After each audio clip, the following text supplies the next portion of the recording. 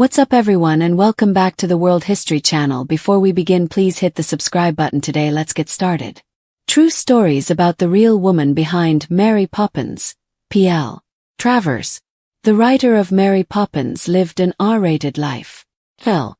Travers is best known for creating the magical nanny who has captured the imagination of generations of children. Many people make the mistake of assuming that P.L. Travers' biography was as rosy as the Disney adaptation of her books, but they couldn't be more wrong. Born as Helen Goff in Australia in 1899, the woman who would write Mary Poppins pursued the arts around the world.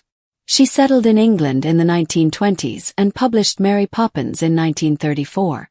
Over the next 5 decades, she would publish 7 more books that featured the no-nonsense nanny. In between the debut Mary Poppins novel and the final one in 1988, Travers lived life according to her own terms. She died in 1996. In 1964, Disney released a musical film adaptation of the books, bringing Mary Poppins to a wider audience, and, according to Travers, sanitizing her beloved character beyond recognition. Indeed, the P.L. Travers Mary Poppins books barely resemble the Disney version. The 2013 film Saving Mr. Banks continues that tradition by creating a version of P.L. Travers that was off the mark. The movie claims to depict the true story of how Walt Disney convinced P.L. Travers to sell him the rights to her stories. But, as it had done with Mary Poppins, Disney again sanitized an unconventional story. In this case, it was Travers's own life, complete with dramatic love stories, unexpected pursuits, and alternative choices. P.L. Travers's life was far more compelling than what Disney would have its audience believe. Some of her earliest publications had erotic undertones that would have made Disney blush. Travers's writing career took root in the early 1920s. She began publishing poems and essays for a number of journals and newspapers in Australia and New Zealand. One of the first publications to accept her work was The Triad, a journal known for publishing erotic work. Indeed, some of her poems included erotic undertones. Well, at least erotic for the 1920s. Her appetite for writing and publishing only grew, and she resolved to make it as a professional writer. Racist stories from Travers's childhood inspired Mary Poppins. P.L. Travers first published Mary Poppins in 1934, and both author and character were products of their time, including its racism.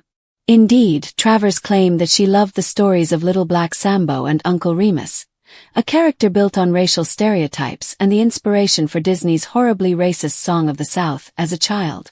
Some of the same racist stereotypes that have made those 2 stories so controversial infected Mary Poppins too. When the English nanny takes the Banks children on a globe-trotting tour, they even visit, as Smithsonian recorded, blacks in the South who speak in a Pickaninny language, as well as other groups who are characterized in racist terms.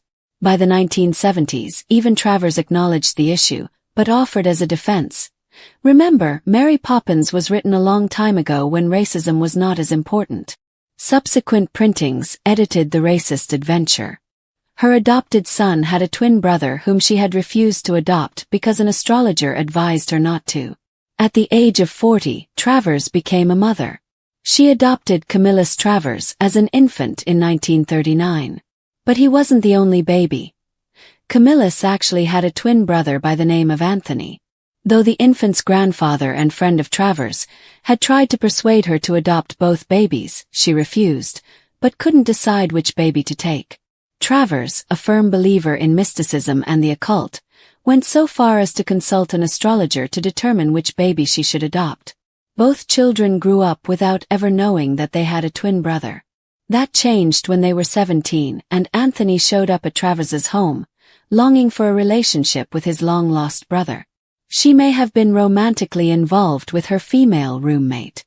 P.L. Travers famously guarded her personal life. But one thing is clear. One of the most important relationships in her adult life was with Madge Bernard. Bernard was Travers's roommate, though many biographers speculate whether or not there was more to the relationship than splitting bills. After all, while most roommates are only thrown together for a handful of years, the relationship between Travers and Bernard lasted an entire decade. It was at the cottage she shared with Bernard that Travers began writing Mary Poppins. Her sympathies for socialism shaped her stories. Walt Disney was many things, but a socialist was certainly not one of them. So it is ironic that his film was based on a book whose author harbored sympathies for socialism. Before she published Mary Poppins, Travers had traveled to Russia, and she eventually published an account of her trip as Moscow excursion. When she visited Russia, much of the world was knee-deep in a devastating depression, and socialism was gathering many adherents. Though she never officially called herself a full-fledged socialist, Travers wrote Mary Poppins with sympathetic working-class characters that have a thing or two to teach the middle-class bank's children. Even the film adaptation advocates a social consciousness, feed the birds, and a skepticism about capitalism, Fidelity Fiduciary Bank. She fell in love with both men and women. Throughout her life, P.L. Travers had passionate relationships with both men and women. One of the most influential relationships was with George Russell, a poet who published under the name A.E. It was a romance of both the head and the heart. Though biographers still debate whether or not it was a physical relationship, it is true that Russell at least felt deeply for Travers, often referring to her as my angel in letters. She was passionately in love with Francis McNamara, an Irish writer who was also a Lothario. Though the man married many times, he would never marry Travers. Travers also probably had intimate relationships with 3 women. Her roommate Madge, married woman Jessie Orridge, and artist Gertrude Hermes. She was a New Age junkie. One of the constants in Travers's life was her belief in myth and mysticism. She grew up hearing Irish folk tales and fairy tales from her father. As an adult, Travers transferred her interest in fairy stories into a deep reverence for the mystical. Indeed, she became an ardent admirer of the mystic George Gurdjieff. She even attended meetings of a lesbian group called Rope that Gurdjieff had started. In old age, she embraced the teachings of Jiddu Krishnamurti. She even wrote stories connected to Hinduism. Her interest in myths, mysticism, and symbols means that many scholars have concluded that Travers gave Mary Poppins some attributes and qualities consistent with mythology. She escaped Australia to live a bohemian life in London. Travers spent much of her early 20s touring around Australia and New Zealand as an actress and dancer. That changed in 1924 when she headed to London. She moved to Bloomsbury, which had deep literary connections. As an up-and-coming writer, Travers cultivated a number of literary friendships in the British Isles, especially with poets A.E. and William Butler Yeats. Her spinster aunt was the inspiration for Mary Poppins and helped ease her painful childhood. Much of Travers's childhood was unstable. The family moved around, and the death of her father when she was 7 cast a long shadow over her life. So the arrival of a caretaker in the form of her Aunt Ellie provided some stability and routine. Aunt Ellie's real name was Helen Moorhead, and she was every bit as lovably prickly as Mary Poppins would be. But the stability and care that Aunt Ellie offered wasn't to last. Travers would eventually be shipped off to a boarding school where she again was deprived of a stable family life. She lived amongst Native Americans at a Navajo reservation. P.L. Travers was a passionate world traveler who was deeply interested in global religions and mythologies. She was also a folklorist at heart and was enraptured by storytelling. In the 1940s, she spent time living with Native Americans in the American Southwest. She lived on Hopi and Navajo reservations with her son where she soaked up as many traditional stories as she could. Her proudest achievement during her time there was being bestowed with an Indian name. Alcoholism led to her father's death, and it haunted her for the rest of her life. The Disney film Saving Mr. Banks' attempts to tell the story of P.L. Travers's troubled childhood does get a few things right. For one, her father Travers Goff was an alcoholic. His addiction almost certainly cost him his job and, in 1907, his life. She never really got over the premature loss of her father, though born Helen Goff, the woman who would write Mary Poppins eventually used her father's first name as her pseudonym. She scandalized her respectable family by becoming an actress and dancer. Travers first cut her artistic teeth not as a writer, but as an actress and dancer. After an unstable childhood of being shuffled around, she shocked her family by embracing a career in which she pretended to be other people. She secured a spot with actor Alan Wilkie's rep company. Career highlights included a starring role in Shakespeare's A Midsummer Night's Dream at the Sydney Opera House. In fact, it was for her career on the stage that she assumed the name Pamela Lyndon Travers. Sorry, kids. She despised the Disney adaptation of her book. The first installment in the Mary Poppins series was published in 1934. But it wouldn't be until 1964 that the Disney film adaptation would hit screens across the world. Why did it take so long? Because Walt Disney personally tried for years to get Travers to sell him the film rights to her book series. When she finally relented, she did so for money and not sentimentality. In fact, she hated the film adaptation and thought it was a betrayal of her creation. The writer of Mary Poppins lived an R-rated life. Travers is best known for creating the magical, practically perfect nanny who has captured the imagination of generations of children and adults alike. But the reality behind her creator's life is far more complicated than anything Disney would ever have dared to animate. Born Helen Lyndon Gough in Queensland, Australia, in 1899, Travers adopted the pen name P.L.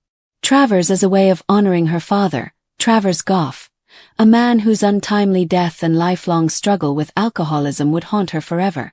Disney's 1964 musical Mary Poppins gave the world a whimsical and sanitized version of her stories, but the true woman behind the beloved books lived a life that was bohemian, tormented, sensual, often contradictory, and fueled by a love of mysticism, myth, and unorthodox decisions that shocked her peers and even appalled her family. In reality, Travers's life was filled with heartbreak, artistic ambition, and strange choices that would have made Disney blush. Long before she ever wrote Mary Poppins, Travers was making a name for herself on the fringes of society, first as a touring actress and dancer in Australia and New Zealand, then as a poet who dabbled in erotic literature, and eventually as an expatriate in London's bohemian literary scene in the 1920s. Some of her earliest poems were published in The Triad, a journal with a reputation for erotic content, and though tame by modern standards, Travers's work from this period brims with a kind of sensuality and suggestiveness that would be unthinkable in a Disney-branded product. While her name would come to be synonymous with prim British propriety, her own early life was a flurry of experimental art, political exploration, and rejection of traditional domestic roles. Her personal life was equally unconventional. Travers never married, though she had several passionate relationships with both men and women. She was close, perhaps romantically so, with Madge Burnham, her longtime companion with whom she shared a cottage for a decade, and she also had emotional, possibly sexual, relationships with at least two other women, Jessie Orridge and artist Gertrude Hermes. At the same time, she had passionate, if often tragic, entanglements with men, most notably the poet George William Russell, who published under the name A.E. and wrote Travers' affectionate, almost worshipful letters, and the Irish writer Frances McNamara, who she loved deeply but who repeatedly rejected her for other women. These romantic disappointments only deepened Travers's eccentricity and emotional isolation. When she finally chose to become a mother at age 40, she did it on her own, and in one of the strangest ways imaginable. In 1939, she adopted a baby boy named Camillus, but what many people don't know is that Camillus had a twin brother, Anthony. The twins were the grandsons of Joseph Hone, an old literary friend of Travers.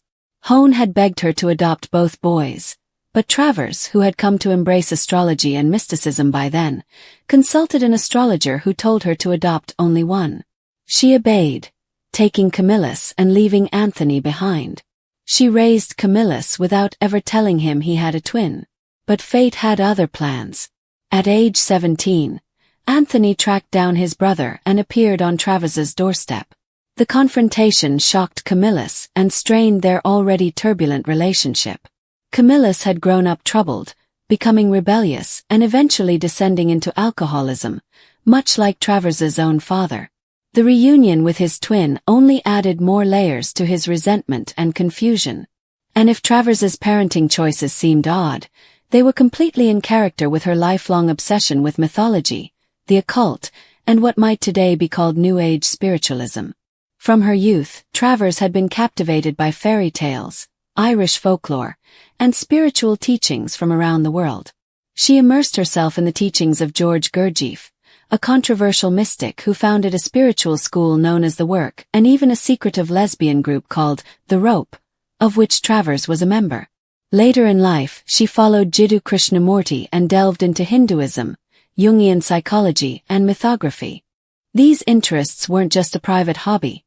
They shaped the very foundation of Mary Poppins, infusing the character with archetypal elements of the divine feminine, the trickster, and the mythic guide. Scholars have noted that Mary Poppins isn't just a nanny. She's a mystical figure, akin to a shaman or a goddess, who comes and goes at will, brings transformation, and speaks in riddles. This metaphysical dimension is largely absent in the Disney adaptation, which sanitized and sweetened the original stories into a candy-colored musical. In fact, Travers famously hated the 1964 Disney film. Walt Disney had spent over 2 decades trying to get the rights to her books, and she only gave in due to financial pressures. She detested almost everything about the final product: the animation, the songs, the portrayal of her characters, and was reduced to tears at the film's premiere. She later banned Disney from adapting any of her other works and ensured in her will that no American could ever write a sequel or spin-off. Her disapproval was rooted not only in personal artistic pride, but in a deeper frustration that Disney had stripped Mary Poppins of her mystical and mythic elements, reducing her to a perky cartoon rather than a symbol of cosmic balance. But if Travers was uncompromising in her artistic vision, she was also a product of her time, and not always in a good way. Her early childhood influences included books like Little Black Sambo and the Uncle Remus stories, works steeped in racist caricatures that she loved as a child. Unfortunately, some of those racial stereotypes bled into her own work. One early Mary Poppins story featured the magical nanny taking the children on a tour around the world, where they encounter various cultural groups rendered in offensive and stereotypical language, including Southern Black Americans who speak in Pickaninny dialects.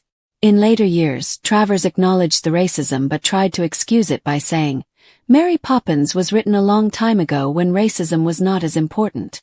Later editions of the books quietly removed the offending sections, but the damage was done. Despite these flaws, Travers was a fiercely independent thinker who sought out radical experiences and eschewed traditional domestic roles. In the 1940s, she and her adopted son spent time living among Native Americans in the American Southwest, including the Hopi and Navajo peoples.